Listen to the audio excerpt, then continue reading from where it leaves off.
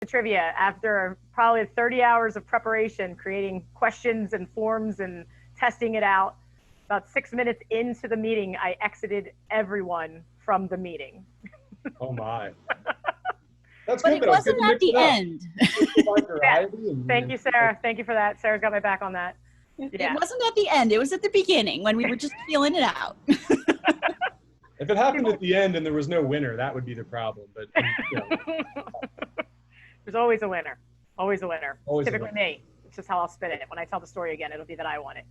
Who did win it? Oh, the team losers.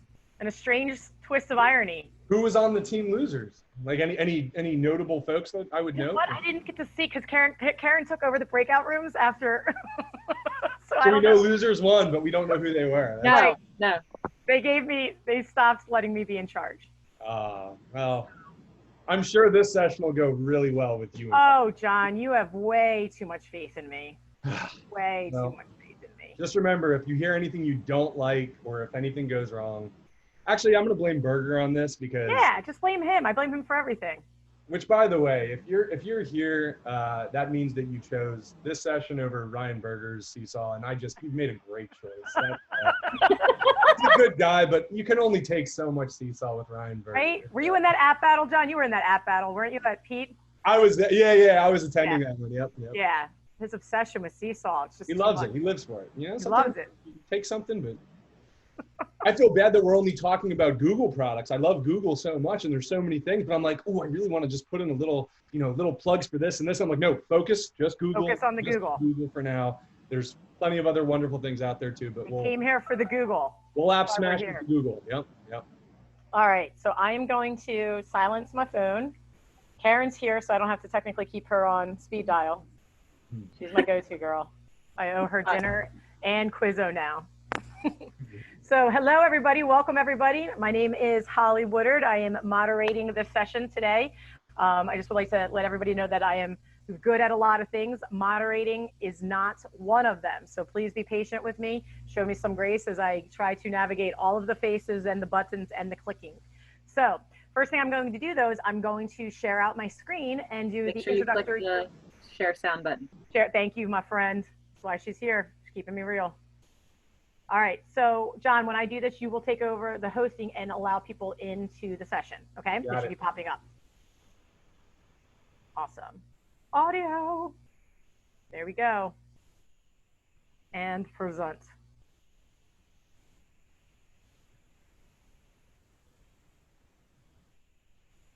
Okay, so everybody, welcome. This is room 4. It's Thursday, July 30th. Can you believe August is on its way? Where did this summer go? Even though we've been home since March, that's crazy. All right, so this is the GSuite strategies to improve engagement in an online environment, which I think is going to be absolutely critical heading into this school year, as a lot of our interaction is going to be online. We have the great Jonathan Olshan, who is a tech integration coach.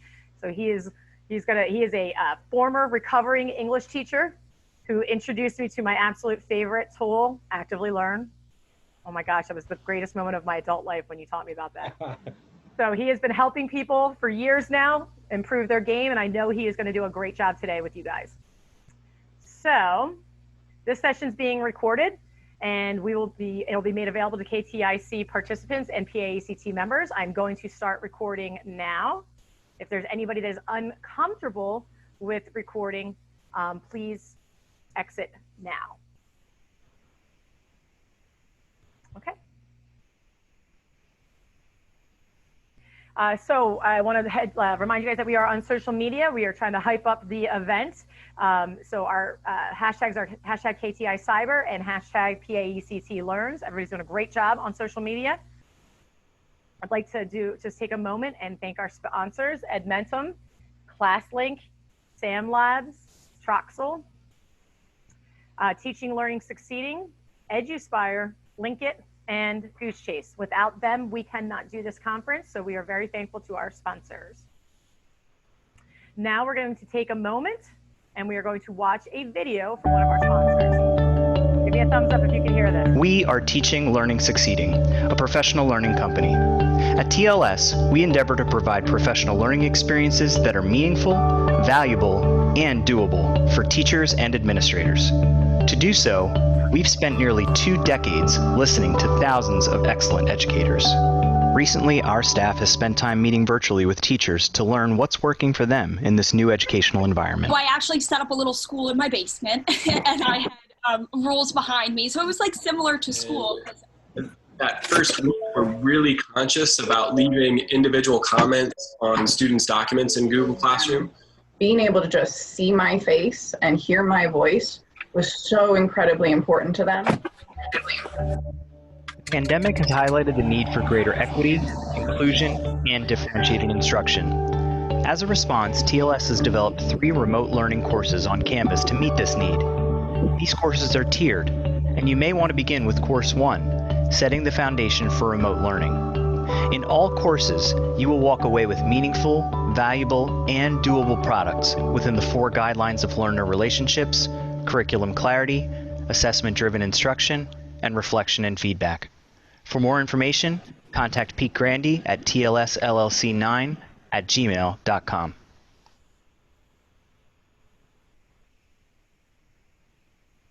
Okay, so while we're going through the session, we just want to recommend that everybody be engaged and be present. John's going to actually have a very interactive thing where he's going to ask for some feedback in the chat. So please use the chat for your questions and any type of back channel conversations. I'll be monitoring that and be kicking out some information to him.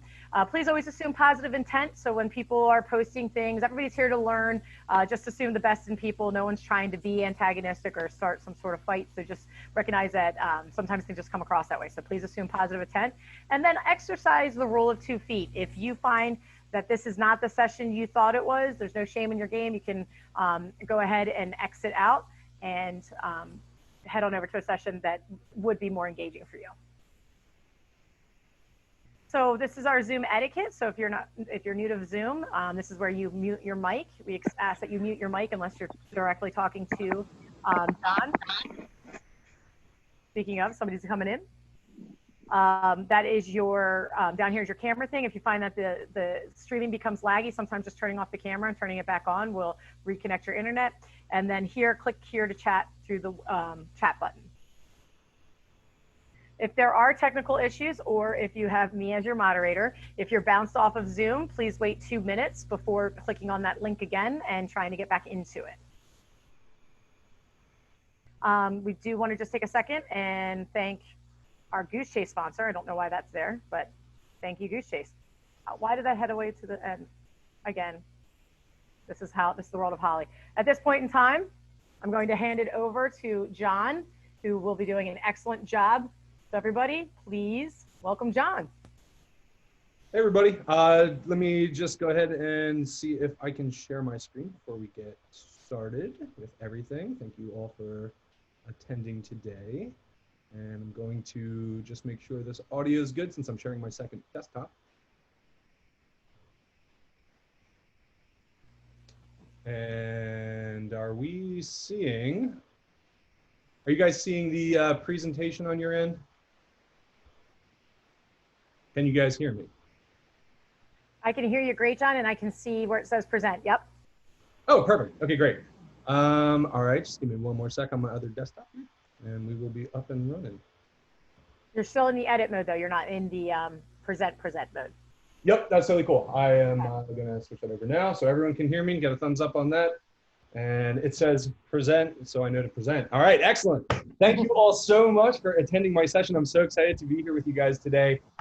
This is GSuite Strategies to Improve Engagement in an Online Learning Environment. For those that don't know me, my name is Jonathan Olshan. I would love if you want to give me a follow on Twitter at JOlshanWMS. And if you would like to tweet out during this presentation, as the great Holly Woodard said, hashtag KTI Cyber and hashtag PAECT Learns would be great to tag there as well. I am a KTI class of 2017. And just a little background about me so you know where I'm coming from. I've been in the education game for about 11 years now. As Holly mentioned, I am a recovering English teacher, but I'd like to still think of myself as an English teacher because 10 years teaching 7th grade English, 8th grade English, and 10th grade English, as well as 9th through 12th grade broadcasting. This year was actually the first year that I transitioned to a role as an instructional tech coach for my district, Warwick School District, which is in Lidditz, PA. And along with my tech coach partner, Shelly Camille, we support over 1,000 students and over 300 teachers in 6 different buildings, K through 12.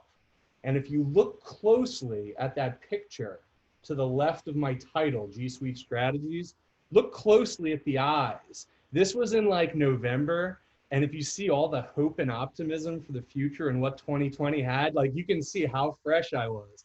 And then now keep in mind, again, that picture, that's from November. Look closely still. And if you keep, there it is. That's me post-pandemic now. And I can't quite get the top, but the rest of me is coming along really nicely since then, just because that's kind of, how things have been with the pandemic and how things have transformed for so many of us. But I just figured, a little self-deprecation here, a little honesty. I need to build some trust with you. So I want to take that a step further as well and build some trust with you right here. So if you could, this is a poll everywhere survey. You can either respond to this at pollev.com/JonathanOlshow96, or you can text the number 37607, the phrase Jonathan Olshow 96, and then go ahead and fill in the answer here. And I just think it's important that we establish some trust to begin here. So just be honest with me right now. Are you currently wearing PJs? Now, some of you are bold enough that your video is up already. I can actually see you. I've got plenty of people here with their names or their picture up. So I don't know what's going on behind the screen, but I got to tell you, probably the only benefit of this pandemic is the fact that right now I'm not wearing shoes or socks. I've got shorts on, but I'm a big fan of the PJs on the bottom step. Okay, so some just kind of changing. I get it. It's cool. Anyone that puts D though for the never, I don't know what. I mean, you are just consummate professionals. I'm proud of you. The 100% people rock on. That's probably the only real benefit of this pandemic. But as people are doing this survey, I just want to point out that Poll Everywhere, it is an awesome add-on extension to Google Slides. It's free. You can add this to any Google Slide presentation. There are some other really, really cool interactives that you can add to Google Slides as well. Pear Deck for Chrome has some great free features as well. It is a pay service if you decide to get all the bells and whistles. But again, if you're looking to just make your slides a little more interactive, putting in an icebreaker like this, you can do a lot worse. And again, it's just a free add-on you can use for Google Slides. So right now we've got a good tie between business on top, PJs on bottoms, and the never folks. Yeah, I'm going to say A wins it for sure. That's the way to do it. All right, so thanks for filling out that quick survey just to get started. I appreciate your honesty. I want to look at this quote from Albert Einstein before we start, just to kind of give us some direction for this session today. The quote is that education is not the learning of facts, but the training of the mind to think. We got thrown into this whole remote learning pandemic thing, and something happened where many people went, how am I going to do this? Throw the facts at the kids. What else are we going to do? We have so little time. We have this. And I think, unfortunately, some of us lost sight of that, at least at the start of the pandemic, because we were all scrambling so much. So everything in this presentation today, it's going to come back to training the mind to think and providing these Google app experiences pretty much for students so that we can focus on training their mind to think and not just overwhelming them with facts in our content area. During this presentation, if you happen to see the KIP GIF, that means that it's time to utilize the chat window. So I'm going to have some screens up, and for the first part of the presentation, you're going to occasionally see this stud right here typing away on his keyboard. That means that while I'm speaking, by all means, please start jumping in the chat and just putting out your own thoughts and your own experiences so we can learn from that as well. It also is an opportunity for you to think about the questions while I'm continuing to speak, which is a really important strategy when we're doing these kind of online meetings. I also like the assonance of KIP GIF. And as an LA teacher, Holly, I think you should appreciate that as well. KIP GIF, it's just, anyway, sorry. So let's take a look at the breakdown of this actual presentation. I just want you guys to be aware, I know I haven't given you the URL yet to this presentation, There's going to be 3 sections, and I'm hoping that the first 2 we get through in about like a third of the time, and then we're really going to focus the bulk of the presentation on section 3, and that's where I'm going to give you the link. So I promise I'm going to give you the link. Section 3's got a bunch of awesome resources and templates that you guys can make copies of and that you can start exploring, and it's going to be more interactive, where I want you to be able to explore the things you want to explore while I'm kind of sharing, you know, my personal experience and some of the tools that I enjoy. But for section 1 and 2, we're going to hold off on that URL so that we can really focus on the chat feature. And then I promise I'll give it to you. So if you don't use the rule of 2 feet and go to Ryan Berger's Seesaw session, you're going to get that. So that's going to be great.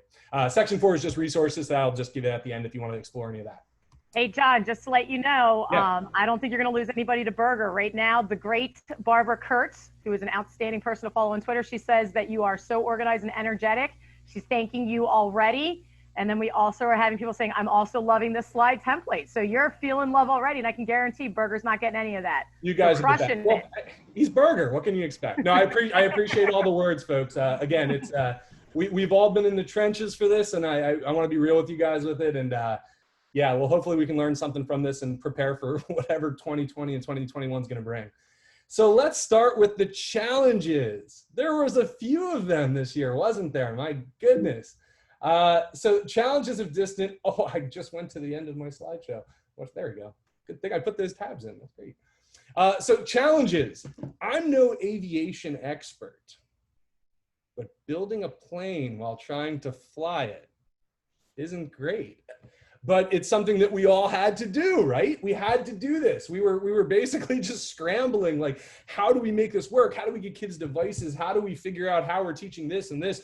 As a tech coach this year for the first time, was like, how do we train this many people in this amount of time to make this work?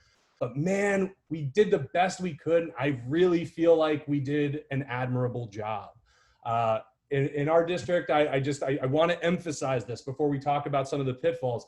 Teachers delivered authentic learning experiences for our students, given the circumstances. I hope you feel that way at your district, but also to keep in mind, these were unprecedented circumstances. Nevertheless, we experienced some significant distance learning fatigue. I'm assuming you did as well. I'm going to talk about a few things why I believe we experienced that, but if you look in the bottom right-hand corner and we see the KIP GIF going, I'd love for you right now in the chat window, while I kind of share with you what I believe were some of the reasons why we had distance learning fatigue, what struggles you faced. And when I talk about the fatigue, I'm really talking about not the initial start, but we're really talking about like at week 8, at week 10, the very end of the year, where everyone was just like banging their head against the, like, I can't do this anymore. Why do you think that occurred in your district? And if you're going to respond in the chat window saying it didn't for us, you got to give me the secrets, because I feel like everybody felt that to some degree. So just real briefly, I want to kind of outline why I believe some of those distance learning fatigue experiences occurred. The first involved the learning curve. We had some teachers in our district that were pros at Google Classroom, at Seesaw, at Moodle. Those were like predominantly our 3 learning management systems. We had some teachers that never opened a Google Classroom ever, that never opened Moodle, that never opened Seesaw. And it was basically like, all right, you've got to learn this entire learning management system, and that might take a week or 2, and you're going to already be teaching at this point. So that learning curve alone, that made a very difficult experience for teachers that would have probably enjoyed having a little bit more time to familiarize themselves with the materials. The second bullet point, I don't want you to confuse with poor instruction that's like, I'm giving a lecture and I'm just continuing to speak in a monotonous tone like that. That's not what I'm talking about. Monotonous, repetitive instructional practices kind of follows with that first bullet point. What happened were teachers wound up learning a tool. Okay, I spent 2 weeks. I got Google Classroom now. I'm very excited about it. I learned about this thing called Edpuzzle. I'm very excited about it. I've got it now. Week 4, here's my Edpuzzle. Week 8, here's my Edpuzzle. And because of that confidence and finally learning that tool, they felt comfortable using it. But the problem was, just like any instruction, although it's important to have rituals in your classroom, if you've been in the classroom, guys, don't sleep on novelty. Don't sleep on, just unique switching it up in the class. Those things are so important. So just the idea of those like kind of same lessons, even though the teacher felt comfortable using it, kids were like, here we go again. It's another one. So that's something that we're going to be taking a look at as well. The lack of connectivity with students, I don't think I need to say much about that. Most of us got into teaching because we love kids and we love interacting with other humans. And man, it's just tough to do it. You know, we lost those little moments where you could have a laugh with a kid between, you know, something that you're doing in your curriculum, or the temperature checks when they walk in the door and you can kind of just gauge how they're feeling. Yes, we can do that in these live type meets, but it's different. The reduced instructional time was also something that I think was part of the distance learning fatigue. You know, so many teachers at our secondary that just like, they love their content and are used to 50 minutes a day for 5 days a week. We're told, hey, you got, you know, an hour and a half this week. You got 2 hours. So it all, and then coming back to that Albert Einstein quote, it was that, how do we push all this information? And that's not the way to do it, because, you know, that stress of I've got to cover all this took away from the learning experience. The lack of resources, I'm just kind of noting that because there were some resources that were available through some ed tech companies that wound up disappearing after a certain time period. That threw some teachers kind of, you know, like, oh, do I pay for this now? But to be fair, there was a lot of available resources from ed tech companies, and there's still a lot of great free resources out there as well. So Holly, if you're monitoring the chat at all, I don't know if you can maybe just like 60 seconds or so, is there anything that you saw out there that someone threw out as far as certain struggles that people experience in their district to contribute to that distance learning fatigue? A lot of the things that you tapped into were really kind of summarized here. I mean, trying to get the students engaged, feeling as though they didn't have access to adequate technology or resources or training, frustration in not being involved in the decision making, frustration with decision makers not making decisions, lack of accountability for the kids, and in general, some lifestyle things, which I think a lot of us can relate to, how to do things with kids at home. So a lot of the things that you touched on, and just, you know, nothing crazy. I didn't hear anything crazy. But somebody just said something funny, that this brings a whole new idea. Taking a temperature check has a whole new meaning now. So that was funny. No, I realized even as I said that, the irony of it, and just the there's a double meaning to that now, isn't there? Right. But yeah, and a lot of engagement, a lot of people participating in the chat, so they're engaged. Yeah, undoubtedly. Here's an interesting. Teachers with lack of skills leaned heavily on those that did. And I think that we here at KTI can certainly speak to that we ended up having to do a lot of the heavy lifting in our district, and we are exhausted from it. Yeah, those 50, 60-hour weeks, 2 weeks before things got started, and then up until that first month, I said to my partner that I was like, I feel like I'm in customer service now at this point. And I was like, I don't know if that's what I wanted to sign up for when I took this gig. Again, super happy to help my colleagues that I love so dearly and that are amazing teachers. But I mean, it was grueling, that initial, you know, first and second wave, I think. So so absolutely all those things contributed to the fatigue. But I do want to just point out all those things that we mentioned there, a lot of them deal with how teachers were feeling. And I just want to bring the focus back to kids for a second, because there was two, what I'd like to think main reasons why our kids were falling apart with this as well. And they were getting tired of it. And it was frustration and apathy. Now, the first one is something I think that we can solve as educators, because the frustration could have come from students that had trouble navigating courses, had trouble finding materials, had issues where they knew they could log in a certain day and maybe their own technology wasn't working for them, or maybe they would click on a link in Google Classroom and the teacher accidentally assigned it, you know, as a view only instead of making it a copy, or something like that happened. And those frustrations would cause some kids to say, all right, I'm out, I'm done. Those are things that we can solve pretty easily with more training. The apathy part, that's a tough one. To think about myself when I was 13 or 14 years old, my parents both worked. They were out of the house. If this was a pandemic, they'd be working, I'd be home alone. And I'd have my computer, and I might have like my Sega Genesis or something. And I'd be like, am I motivated to, not to date myself, but that was probably where it was. And I'd be like, do I do my online work? Like, I don't know if I would be self-motivated enough to do that. It wasn't until I was in college that I was really at that spot where I felt self-motivated. So how do we combat that apathy and that motivation for kids? And I'd like to think one of the biggest answers is engagement. We can find a way to hook these kids and engage them. You know, they're going to be more inclined to come and join us. So we've just talked about some negatives. I'd like you right now, just one word is all I'm asking. This is poll everywhere again, same code. So if you responded, it should save in your phone, or if you do go to the website, you can. I'll just give you a second here to respond to that. But upcoming school year, one word, how you feeling about it? That's the word I was looking for. It's probably the first word that just popped up there. But yeah, as those are starting to come in, I'm just going to kind of speak to some of the themes that we're seeing. And it's the idea that many of us are going back. And we don't know how long we're going back. But if you're like me, there's a good part of you that feels like, are we really going to be able to stick this out the whole year before something happens? I feel fairly confident that something's going to happen, you know, at a state level, or I don't know, maybe even at my own school. I'm not sure. But a lot of teachers have a vibe that at some point we're going to go back to this remote learning experience because something's going to happen. I hope to God it doesn't. I hope everyone stays healthy, teachers and students, and we can be back in the classroom doing our thing, even if it just involves us wearing face masks and proper sanitation. But realistically, there's those feelings that we're looking at.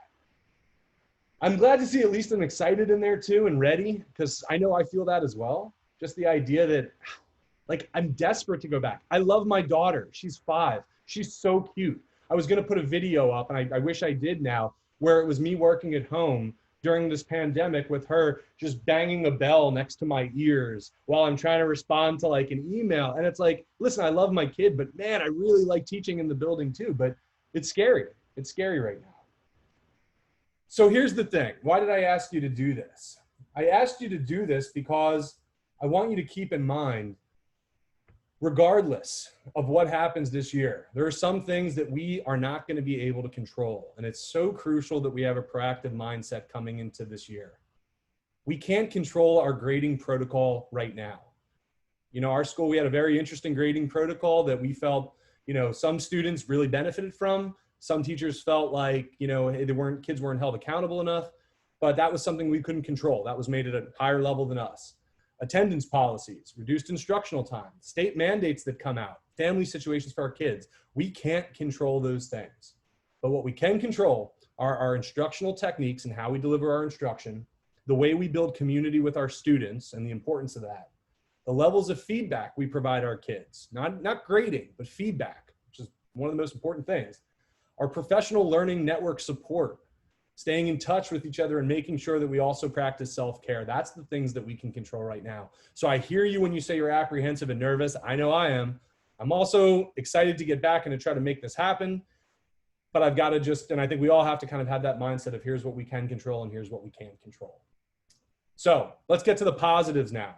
What are some things that we can do in the asynchronous and synchronous learning environment that are going to have our students find success and find engagement, especially if we're going remote learning? So just some quick keywords to define here. I'm sure that many of you have heard these before, but when we're talking synchronous, we're talking learning face-to-face, real time, the Zoom, what we're doing right now, that would be synchronous, as opposed to asynchronous, where learning is anytime, it's anywhere, it's self-paced. This is giving a student, you know, your kids in your class a module that they're working through, that as long as they complete it by this point, they can go through it any way they want. And then when we talk about blended learning, we're talking about a mesh of both of those. At our district, you know, we had office hours certain times a week where students would come in for that synchronous experience, but then throughout the rest of the week, there was an asynchronous type experience. And then different teachers figured out ways to kind of show up and be live as well. So it was more of a blended learning experience. So there's the KIP GIF. I'm going to ask, and as I kind of I'm going to try to do this briefly because I'm looking at time and we're almost at the point that I want to switch over to our section 3. So what are some tips that you feel worked in your district, and we're just focusing on the positive now, that you think helped engage students, whether we're talking synchronous or asynchronous? While you guys are responding on that, I'm going to just share with you some of the things that worked well for us. The first, I think, was our philosophy as a district. I don't know if you've heard the quote before, Maslow before Bloom, and kind of what that refers to, but that was really our approach, that students' physiological and safety needs, they pretty much trumped everything. So for us, knowing that some students were in some really dire situations at home, and that dealing with just basic needs, we can't look at, you know, engagement strategies and how we're going to, you know, deliver some amazing instruction if their basic needs aren't met. So that was really the first thing that we tried to take a look at. After that, community building and communication. Our teachers that had some of the most success, they began with community building in their classrooms. Now, the benefit of the pandemic's timing was that most teachers and their students already had a chance to interact with each other. They already knew each other, relationships were already established. So just having to come up with new methods to just kind of, hey guys, this is our home now in this virtual space, just kind of bringing that back was important. Teaching kids digital competencies. The teachers that had the most success are the ones that spent the first week helping kids navigate through their classes, showing them how to use their LMS, showing them how to submit assignments, and really spending that time to alleviate all the frustrations that many other students experienced later on because they didn't have that. Predictable parent communication and community connection for teachers. That was also something that some of our teachers that had the most success found ways to make those other two pieces occur. As far as instruction goes, the teacher collaboration piece was one of the coolest things to see this year. The way teachers sort of broke down walls and said, I need another teacher or other teachers in my grade level or in my department to help me out here, to share resources to kind of come together with this. The teachers that use these kind of Zoom sessions, we used Google Meet for face-to-face active learning, really had a lot of success as well, where they had students participate versus having office hours where it was kids enter the room, what do you guys want to talk about? And then you had those awkward moments where everyone's kind of like, I don't know, I showed up here. So making them active, that was important.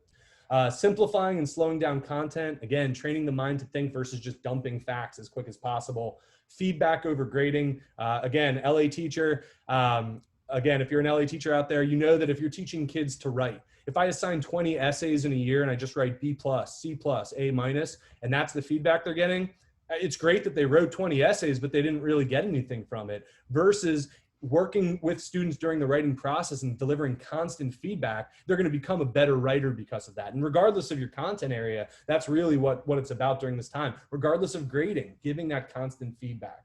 And again, instructions, being able to find them, having them readily available is extremely important as well.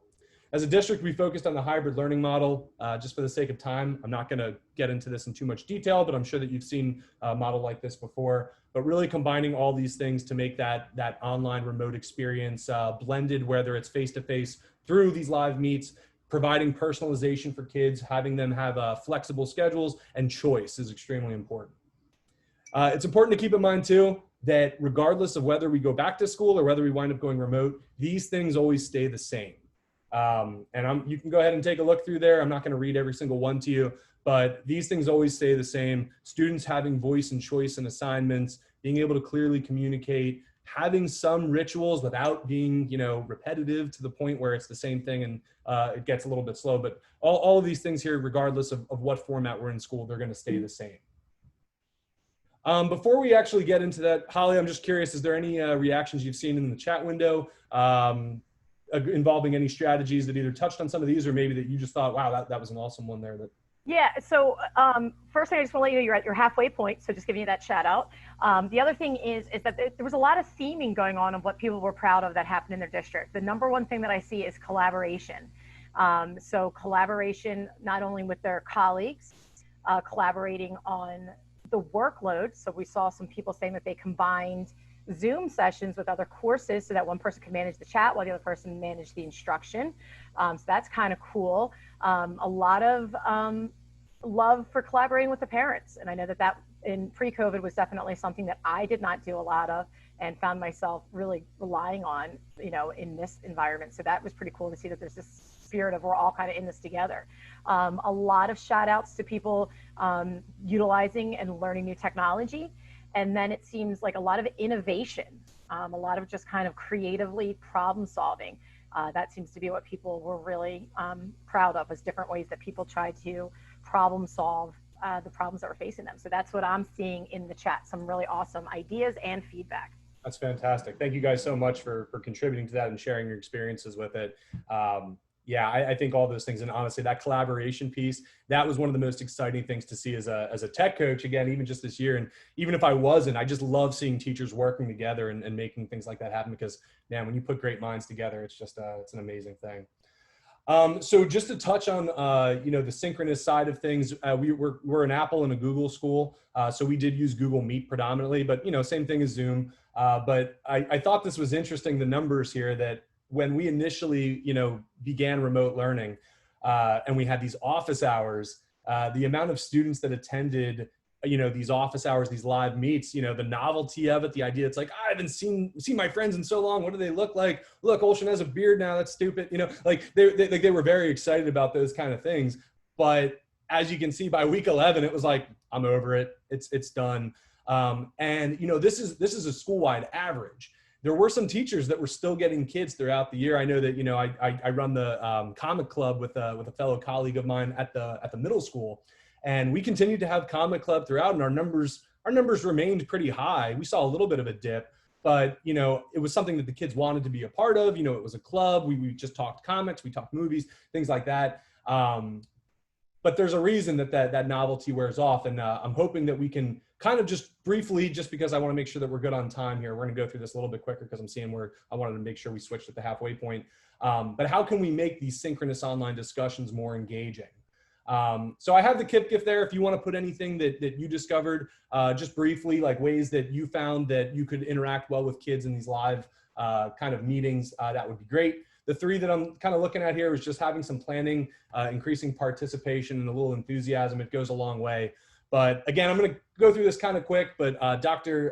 Tucker here, she had a great article that outlined the 7 strategies for live meetings. I'm just going to touch on those really quick. But having expectations at the start of the year, explaining to kids how these meetings work is really crucial. Even something as basic as, hey, mute your mic when you walk in, that took us like 2 weeks to figure out. Like, we have dogs barking in the background and babies crying and things like that. But you have to spend some time and explain to the kids, guys, this is how it works. This is like a classroom. Here's the expectations, and I'm going to hold you to it. Providing an agenda in advance. And I don't mean something like, here's a minute-by-minute breakdown, but even in this presentation, when I showed you guys, hey, we've got 4 sections. The first 2, this is what we're going to do. 3rd section, I'm going to give you the link. You're going to kind of do your own thing while I'm speaking on that. It at least provides some kind of like roadmap while you're having these live meetings. The discussion questions, allowing students to preview these first. With that whole KIP gift that I was using there, it at least allowed you a hot minute to think about the question while I was sharing my experiences. When you just say to the kids, all right, guys, so what do you think? What worked for you? You usually get that like, I don't know if I want to say something yet. You have to give kids processing time. So that's important to have. Also, students generating their own questions. That's a great thing. Having hooks and brain breaks in your live meetings is extremely important. We're going to do a quick brain break after this, just for another example. But even, the polls, using Pear Deck Chrome with Google Slides, using the poll everywhere, just having those kind of interactive pieces, it just helps keep your folks involved. The chat window, using it strategically. We had some teachers that just were like, I didn't know there was a chat window. There are some teachers like, I can't stand the chat window because my kids just keep talking into each other kind of thing. You have to find a way to use it strategically and set that up. Session size, this sometimes is out of our control, but if you're able to have shorter sessions with fewer students, you're going to find more success. Now, we got a big group in here, but you know what it's like as a teacher. If you've been in a classroom, the difference of having 18 kids in a class versus 30 kids in a class. You establish that community much quicker. You're able to focus on individuals much faster. It's more intimate as far as the setting. So even differentiating your groups and saying, hey, this is when your office hours are, this is when yours are. If you're able to do that as a district, you're going to see huge improvements. And finally, allowing students to reflect on the video conference after, as opposed to just, all right, we're out, see you, gone. But to say, how did you participate today? What are some things that you did to contribute to the learning environment? Really putting that on students and letting them think about it. And if they say, wow, I didn't really say anything, I didn't really do anything in this one, gives them a chance to kind of consider, what their role is. So I'm going to just kind of pause on that. Holly, if there's anything you're seeing in the window, because I want to make sure we can have a little time for section 3 here, or at least the bulk of the time. But any other strategies you're seeing in there that are worth noting? Yeah, I think that some of the things that you talked about, some of the kids were doing, but a lot of like little type gaming type things, quick quizzes and stuff like that. But as you're, doing this, I'm asking myself, why do I feel so engaged in your presentation right now? And I'm realizing that you're literally doing all of these things simultaneously in this presentation. So you've kind of created this really cool model of how we can do these things. Yeah, no, I appreciate that. It was kind of one of my goals to sort of try to implement some of these while doing them, just so that, we can kind of, and again, it's, there are some things that I, even just because of the format, I wish I could do differently, but just to give a little sample of those. So I appreciate you saying just that. having us go to the poll versus having us write into the chat, it's allowing me to do different things. So I'm not I'm like totally engaged, and I'm reading what people are saying while listening to what you're saying, which I can do. My mind is totally capable of that. So it's a really cool experience that I'm experiencing. I feel more engaged than I have in most of the sessions I've been in. So good job, John. Awesome, thanks. I appreciate that. So we're going to take a quick brain break because I said the brain breaks are important as part of this. And then we're going to dive into section 3, which we're really going to focus on those Google Apps, and we'll give you guys the URL here and you'll be able to start exploring some of these resources. But I found this on Board Teachers and it gave me a chuckle because I was like, yeah, this is definitely going to happen. What hilarious things are we going to have to say to kids? And I mean, you can go K through 12 here, but I'm already envisioning the littles at the elementary. I'm thinking about my juniors and seniors that are going to come up to me and be like, yo, Mr. Olshan, you got to smell my mask. I'm going to be like, dude, back off. Like, nobody wants to smell your mask, but I know it's going to happen. I know someone's going to say it. I could see the little ones like, please stop, sucking on your mask. I could see the juniors. That's probably the same thing for them too. It's not a slingshot. That's a great one. I still see you picking your nose. Great. Put your nose away. I love that one, actually. That's a great one. We can't trade. No, that would defeat the purpose, right? You cannot have inappropriate graphics. It's like, why would you? Yeah, that's real. Yeah, that's real. I like it. I saw one that, what was it? Yeah, please don't take your mask off to sneeze. That's sort of like that's the point of it. Are you still talking under your breath about me? Oh man, the who's talking. Is that struggle not going to be so real? Man, that's going to be a wild one. Oh, that's good stuff. Not an eye mask for sleeping. I mean, it could be. Might be a little sticky, but it's okay. You cannot put your mask on your shoes, skate around the room. Guys, these are awesome. I love them all. Thanks for contributing with it. But I want to make sure that we have time for our Google Apps here. So at this point, we're going to go ahead and we're going to begin section 3. I have the URL right here in the bottom right-hand corner. Holly, if you could post the actual URL in the chat window, that would be great, just so people don't have to bit.ly, Olsh, KTI, Olsh, whatever that is there. If you need me to do that, Holly, I can do that too if you don't have it.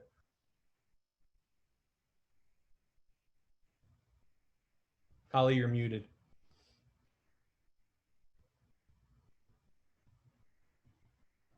Can I get a thumbs up if people can hear me? Okay, cool.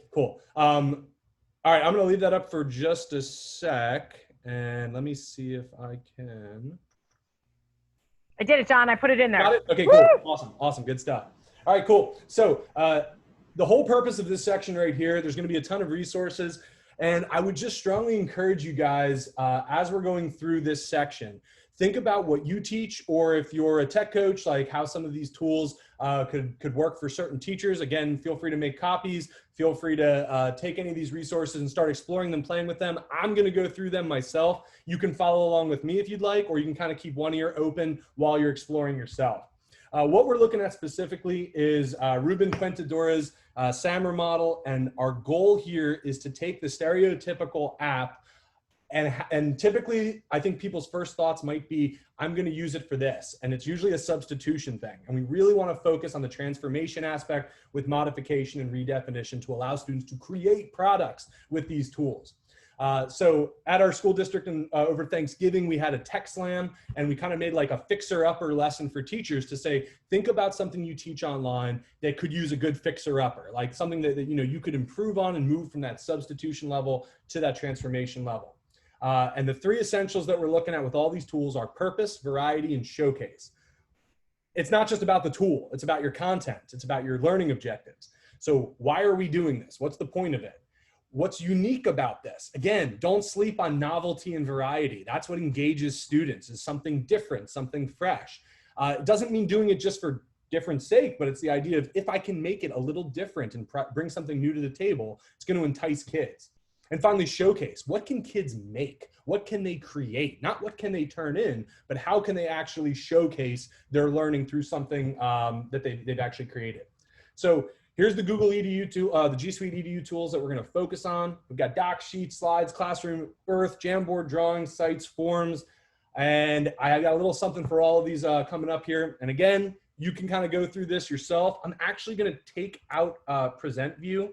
Can you guys see my tabs at the top of the screen? Can I get a thumbs up if you see those? Cool. So I'm just going to have this up because I'm going to bounce around between a few things that I think are worth noting. Let's start with docs and slides. When people think docs, some of our teachers that were introduced to docs, it was, okay, it's a digital worksheet. We want to go beyond the worksheet, and here's a couple ways that you can do that. So we've got some HyperDoc compilations here. There's great elementary and secondary samples, also using docs for your weekly agenda. Totally worth taking a look at, and just as a way to say this isn't just a worksheet, but kind of a learning experience that you'll work through. As far as slides, I'm going to take a look at a couple of these specifically. I just saw this one the other day on Matt Miller's site. I thought this was pretty cool, but this is a back to school activity template. And we talked about the idea of spending a little bit of time and really building that community early on, especially if we're going remote. These are some awesome building community activities that you can do digitally with your students. There's links to each of these right here that kind of Matt Miller walks through how you can do these things. You can specifically assign this planner for the kids. You can assign this, even just for yourself, for your own knowledge here. And again, it's just got tons of great ideas to build community in that remote learning environment. HyperDoc units. I'm obsessed with slides. Slides is so good. This is one that someone awesome that you should follow on Twitter, Kevin Fermesco. It's at the Teaching Jedi, I think. This was an Anne Frank HyperDoc unit that we used. So it's using Google Slides, but rather than posting several different assignments in Google Classroom, each student got a copy of this, and that's it. And you can see here, it's an interactive table of contents that takes them through every single act. It takes them to text sets, paired text activities. There's embedded videos within it. Students can reflect directly into the slides. And as a teacher, I can be in Google Classroom checking each student's slideshow. They've got audio that's built into the links so that students can hear it read to them. You've got slide decks where students can collaborate with other students on certain vocabulary assignments. Again, you've got all the feedback, all the assignments directly in here. Just some really, really great stuff. So this is one that I remixed slightly for my 7th grade class, but the power of being able to just post this one assignment and having everything built into it definitely takes it beyond just a lecture. Weekly templates, I'm just going to pull this one up because I think this is pretty cool too for those that are getting ready for remote learning. Helping students alleviate that frustration, stay organized, having a weekly template or a daily template with docs or slides, and being able to put all of your instruction directly in there, having links to your office hours, having links to your email, just putting it in one spot for students. And this is the kind of ritual that you want students to be able to go to, but then all the content can have variety as well. John, I just want to speak to that last slide. Just as a special education advocate, I think that is a great way. You have little boxes that the kids can check off on, and it's all a one-stop clicking, which is really important for any of our students that struggle with executive functioning. So I just wanted to give you a shout out there, especially for anybody who's looking for a way to support our students who have the SDI of organization, chunking of directions, that sort of thing. So great slide there, John. Awesome. Yeah. And again, if I had time, I'd go through every single one. I'm just trying to pick a few here. So all of these are worth checking out as well. But again, just going through that piece.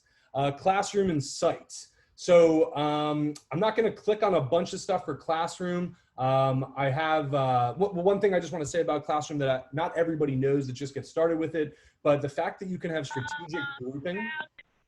The fact that you can have strategic grouping is really important. You can assign students in groups certain assignments. So I could pick 5 kids in my class and assign them one assignment, pick 10 kids, assign them something else, and you can really differentiate with Google Classroom. It doesn't have to just be, here's my assignment for the week, but you can assign students in certain groups. They don't know that they're getting a different assignment than someone else, so it's a great way to level and differentiate, provide additional remediation, provide additional support for students that just need that. There is an option to have ongoing discussions by posting a question in Google Classroom. And for those that have been in Google Classroom, you may have seen the originality reports and rubrics. English teachers, we love this so much. The fact that kids can do a spot plagiarism check before they submit assignments, and the fact that we can do up to 3 of them as well for each class that we have, as well as the rubric function. So Google Classroom, great place to differentiate if you're using that as your LMS. As far as sites go, I love Google Sites. Couple that I just want to point out that I think are totally worth checking out. The student portfolios. This is one that I'll pull up on my screen.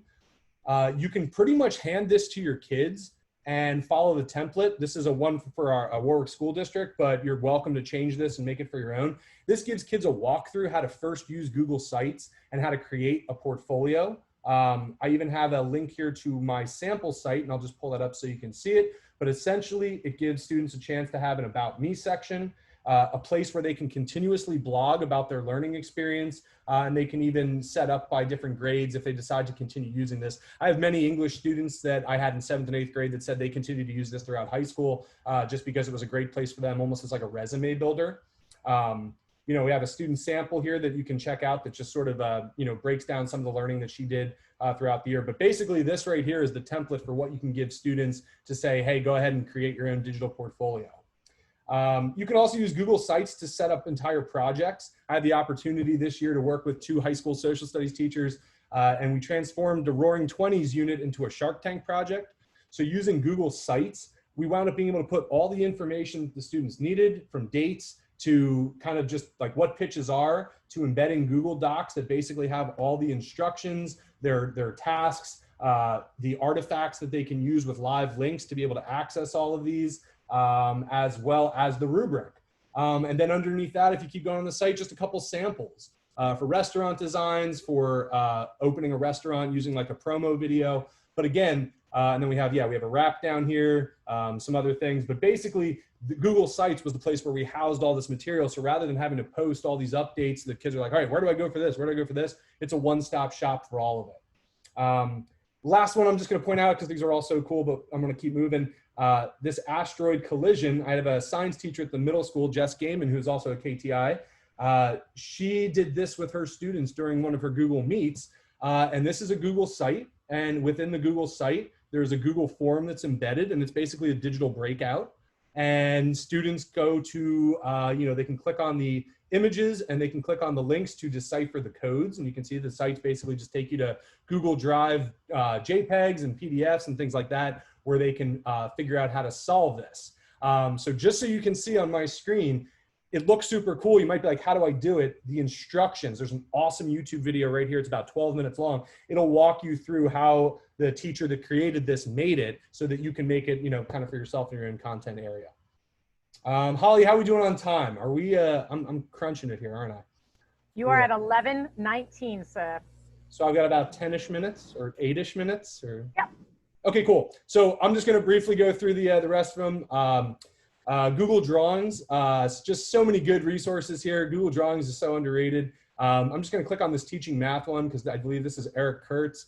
If you're not following Eric Kurtz, you should, he's a boss. So many good resources. But this doc alone, once it loads, you can just see here, he's basically created a hyperdoc with using Google Drawings for math. These are all different, you know, activities that you can do, partitioning shapes, properties of quadrilaterals, algebraic expressions. And then he's got, you know, links to some of the actual templates, the standards it connects to, and just kind of breaks it down for you. YouTube training videos here. Just a great resource, but there's so many things you can do with Google Drawing, whether we're talking about comic strip templates or you're talking about visual note-taking, infographics, so many good things. Google Forms. We typically think of Google Forms as just like, oh, we can do a quiz, we can do a survey. There's so many other things you can do with Google Forms, having daily check-ins, creating your own hyperdocs, late work submission. I thought that was a cool one, just to way to help you stay organized. If you have a certain type of LMS and students are missing their deadlines, having a standard late work submission form. And again, if you click on that, you should be able to just make a copy of it. And I'll just make one real quick so we can see it. But basically, you can use this template right here. Students are saying, you're saying, hey, what class are you in? What assignment are you turning in? Why is it late? Here's the link to Google Drive. And essentially, it'll all be in a spreadsheet for you. So that way you're not trying to check 5 different places to see if kids turned in their work. Choose your adventure activities. Just a lot of really, I put these in because I thought they were pretty unique ways to use Google Forms. And again, they'll walk you through how to do it, some of the templates there. Google Earth and Jamboard, those are the other two. Voyager and Google Earth EDU already have so many cool tours. The one thing that I love when I was at Pete and C this year, had a chance to talk to someone from Google, and probably one of the best features with tours is that they're collaborative now. So students can go to a tour, create a tour, and share it with another student, and their tour will be saved in Drive, and they can work on a tour together. Now, I will say there's a learning curve with this. We've typically done Google Tours at the high school level, but you know, kids can absolutely do it at any level as long as you can give them the time. And again, there's just so much customization, so many aspects there of creation. It doesn't have to just be a social studies thing either. You know, I have so many ideas for how you can use tours. We can talk about that since we're short on time in a bit. Jamboard, if you've never used Jamboard, I'm going to pull up one of my jams here. This is just about expression during live meets and things like that. I'm going to go to my first slide just to show you. So here's Jamboard. You can basically just write on this. That's the point of it. It's like visual note taking. But a couple things you can do with Jamboard. You know, you could post something to a jam where students record their observations. You can, you know, have inference questions where you can ask them things and have them just start to brainstorm about that. You can post an image and ask them for a caption about something, or I'm sorry, ask students to post images, captions about what they learned this week. For my math people, Equatio is absolutely awesome using with Jamboard because you can take those images, and I think I actually might have that on my next one. Yep. You can post something from Equatio onto a Jamboard and then have students actually write their work in real time during a live session like this. So you can watch the students as they're doing their work, and then you can give them that valuable real-time feedback. And that's really what it's about when we're doing these live sessions. This is one from the LA perspective. You know, I might post this to a jam for students and say, create 2 complex sentences, underline the subordinate clause in red, independent clause in blue. While students are writing this or typing it, you know, I can just say, hey, you started, you know, if I go to the store, I will buy milk. I might be like, hey, you forgot to put a comma after the subordinate clause. You know, I saw that as they were doing it, that way you can give that real-time feedback. And then that was the link, so I don't need that. Okay, cool. So yeah, Jamboard, great for expression, note-taking. And again, just another option is really what it's about. And then just a quick question on the Jamboard. Does each student end up getting their own Jamboard slide? That's a great question. You can actually do it a couple different ways. This getting started link is a really good one, I believe, to follow the, no, not that one. That's with Google, sorry. The interactive remote teaching is a really good link to kind of see that. A couple ways to do it. You can assign Jamboards in Google Classroom, Holly, and you can decide if you want to make a copy for students or if you want to do similar to a Google slide deck where maybe you make 20 slides and you say, hey, Jimmy, you're on slide 2, Bobby, you're on slide 5, Sally, and basically you assign slides just like you would a slide deck. So it's really your choice as a teacher how you want to do that. And then finally, the last 2, Google Sheets and Google Meet. When we think of Sheets, we think of charts, but there's so many other cool things you can do with Sheets. These are just a few to look at: digital badge systems, portfolios, rubrics, mock Twitter chats, classroom discussion templates, and then the second link is the actual instructions to make it. There is sometimes a learning curve with Sheets, but you can do some really cool stuff with it once you get into it.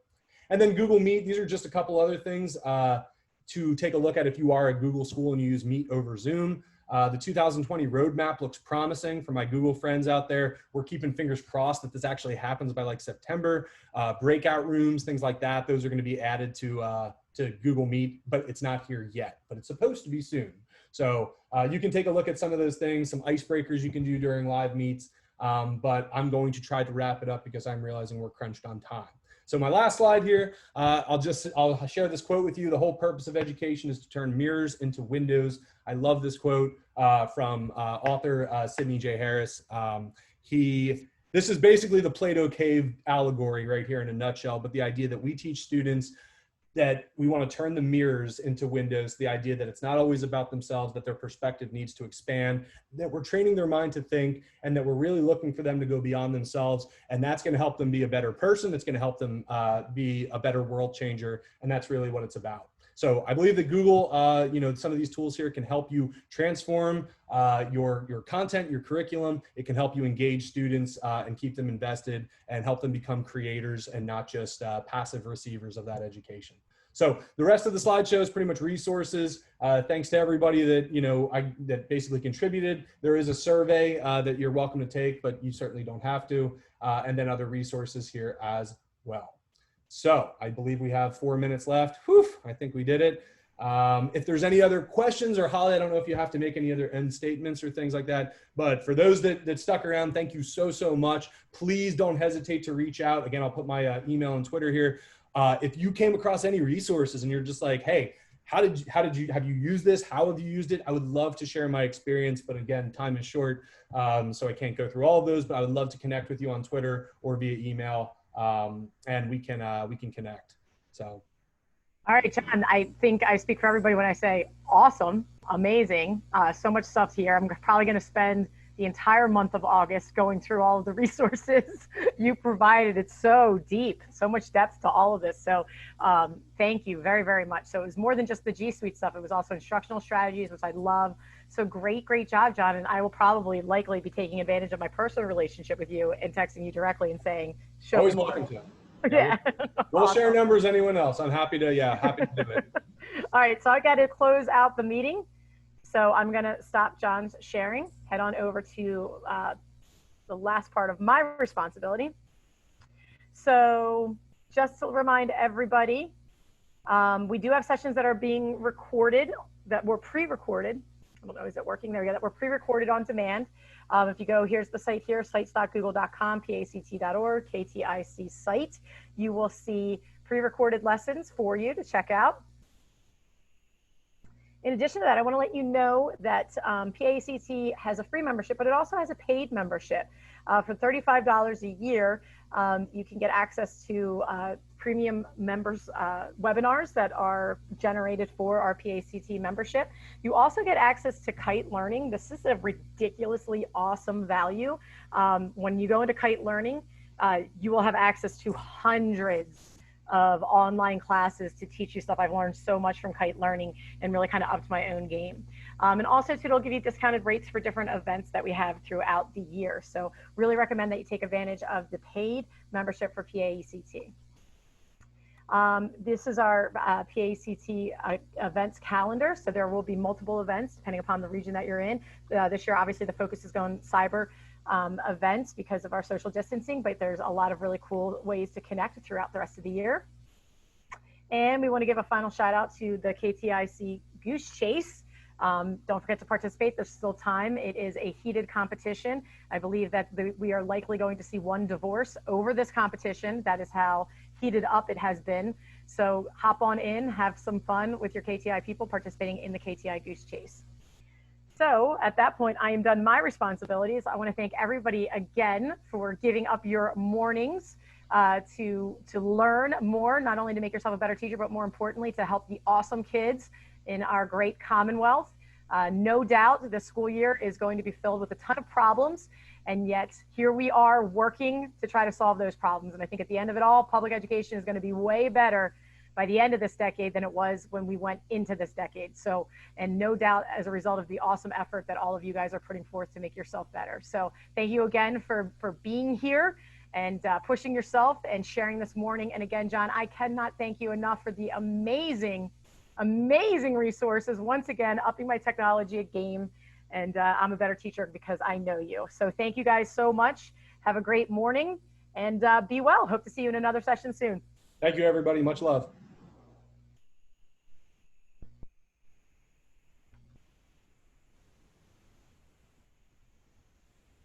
John, you can just stay on and we'll decompress once everybody exits out. Yeah, right on.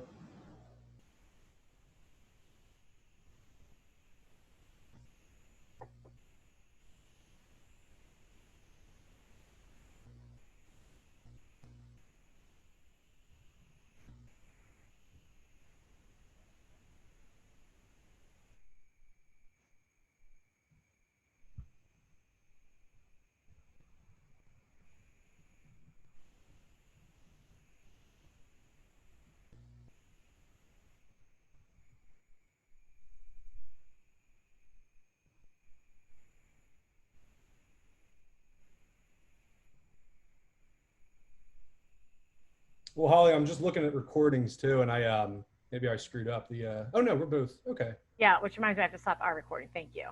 Yeah. There we go.